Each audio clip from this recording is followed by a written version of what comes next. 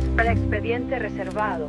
A highly classified file with the Baptiste- Hay historias que permanecen vivas no por lo que se contó, sino por lo que nunca se reveló. Expedientes incompletos, testimonios contradictorios y silencios oficiales que se alargan durante décadas, y entre todos ellos hay uno que ha trascendido fronteras, convertido en uno de los sucesos paranormales más inquietantes de España, el caso Vallecas.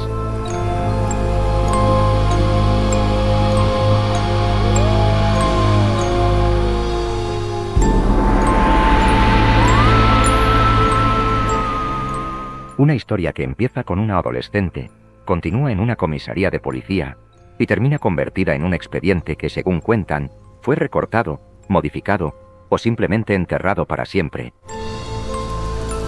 Hoy te llevaré a través de la versión más completa y oscura del caso, lo que ocurrió, lo que investigaron y lo que nunca llegó a saberse. La familia Gutiérrez Lázaro. Todo comenzó a finales de los años 80 en un barrio humilde de Madrid, Vallecas. La familia Gutiérrez Lázaro vivía en un piso normal, en una comunidad normal, hasta que una persona cambió el destino de todos. Estefanía, una joven de 16 años. Ella era una chica aparentemente corriente, aunque desde hacía meses había desarrollado una profunda curiosidad por el mundo espiritual. No era raro ver a adolescentes interesarse por la Ouija, pero en el caso de Estefanía, ese interés iba un paso más allá. Buscaba respuestas, buscaba contacto, y nadie imaginaba el precio que tendría. La Ouija del instituto.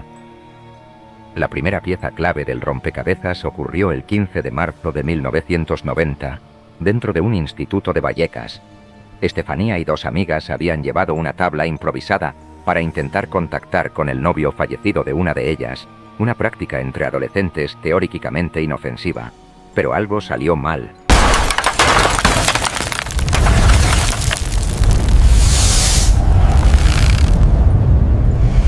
Un profesor entró en el aula y al ver lo que hacían rompió la tabla.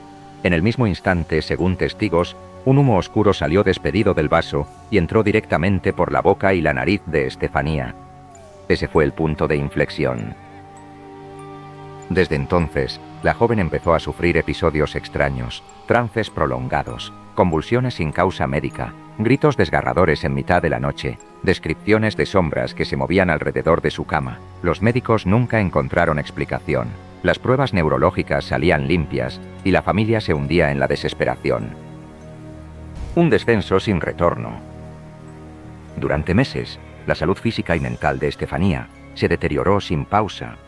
Su comportamiento variaba entre lapsos de desconexión total y momentos de lucidez en los que confesaba ver figuras oscuras, seres que se colocaban a su lado mientras dormía, o que incluso intentaban llamarla. Los padres, Mari Carmen y Máximo, fueron testigos de situaciones imposibles. Objetos que se desplazaban solos, respiraciones en los pasillos, golpes secos en las paredes.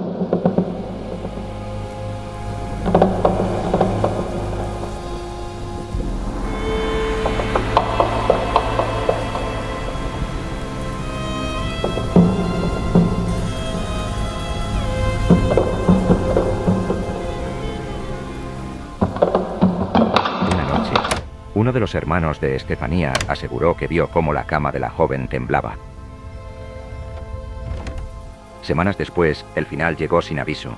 El 14 de agosto de 1991, Estefanía falleció en el Hospital Gregorio Marañón. La causa oficial, muerte súbita. Pero para su familia, aquel diagnóstico no explicaba nada, porque la actividad paranormal, lejos de terminar, se intensificó. La presencia.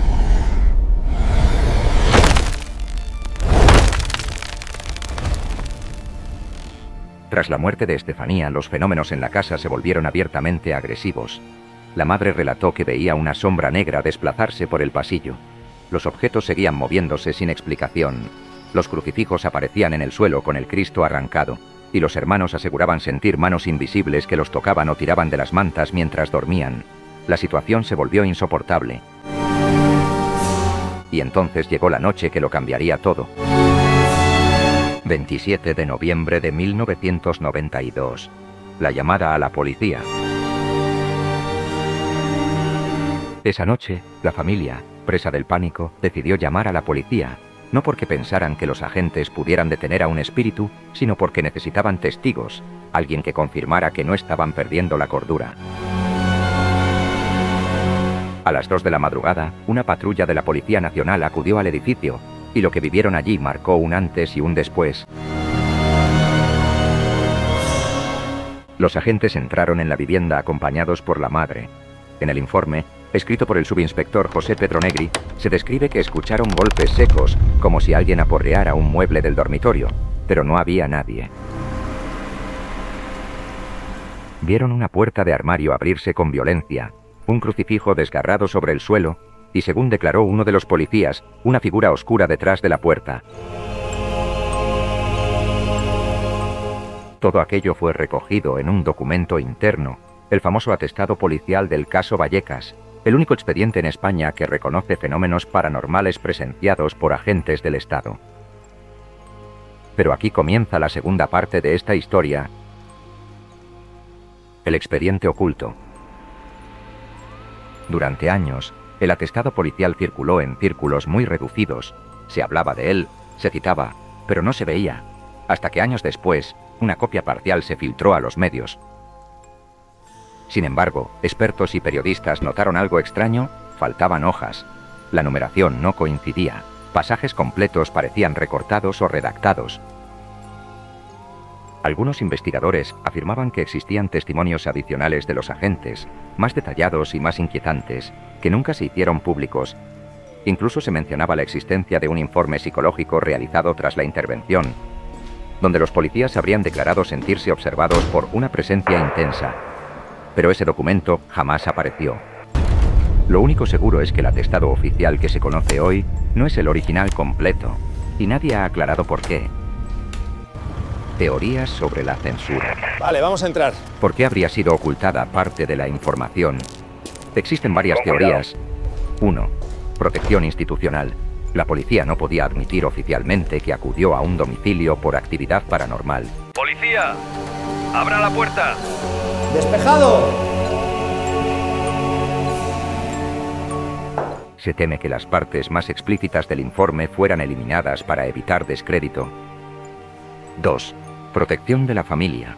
Otros piensan que los detalles más perturbadores, posibles heridas, ataques físicos o comportamientos anómalos, habrían sido censurados para proteger la intimidad de los Gutiérrez Lázaro. 3. Información perdida o destruida. Algunos agentes retirados han sugerido que no hubo conspiración, sino simple desorganización, documentos movidos, archivados incorrectamente o descartados con el tiempo. 4. La teoría más oscura: presión externa. Hay quienes creen que el caso atrajo la atención de investigadores privados, grupos religiosos e incluso servicios institucionales que preferían mantener el asunto fuera del debate público. Sea cual sea la verdad, lo que falta en el expediente es casi tan inquietante como lo que conserva. Consecuencias en la familia. Los años posteriores no fueron fáciles para los Gutiérrez Lázaro. La familia se mudó del piso y juró que jamás regresaría. Según contaron, el ambiente dentro de la casa era irrespirable, cargado de una tensión física que solo desapareció cuando abandonaron la vivienda. La madre aseguraba que la presencia que atormentaba a su hija continuó en el hogar durante meses después de su muerte, que era consciente, que se movía con intención y que no quería irse.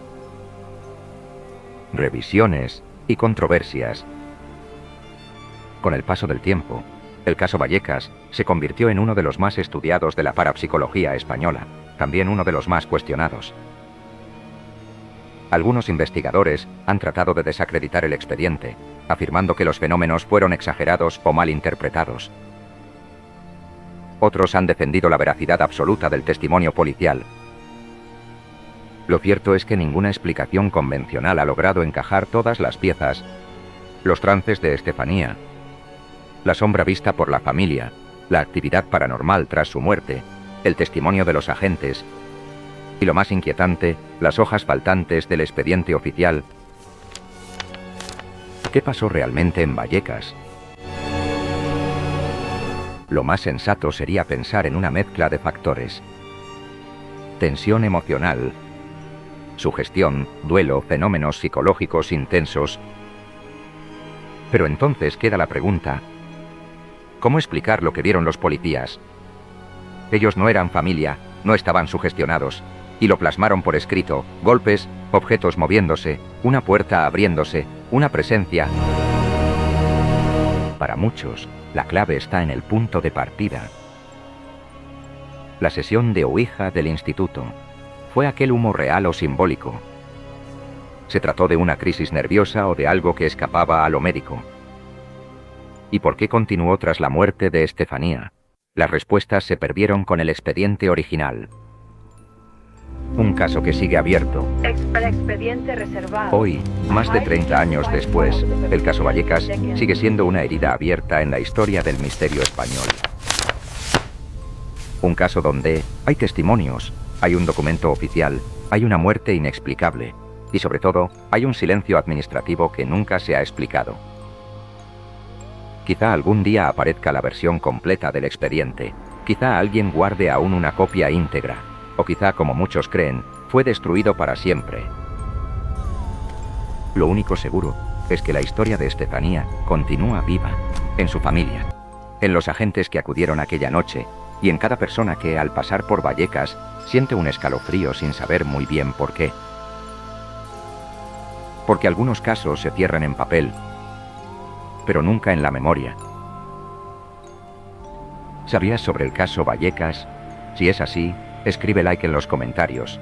Si te ha gustado este vídeo, suscríbete al canal y no te pierdas las próximas historias y casos reales en Planeta Misterio.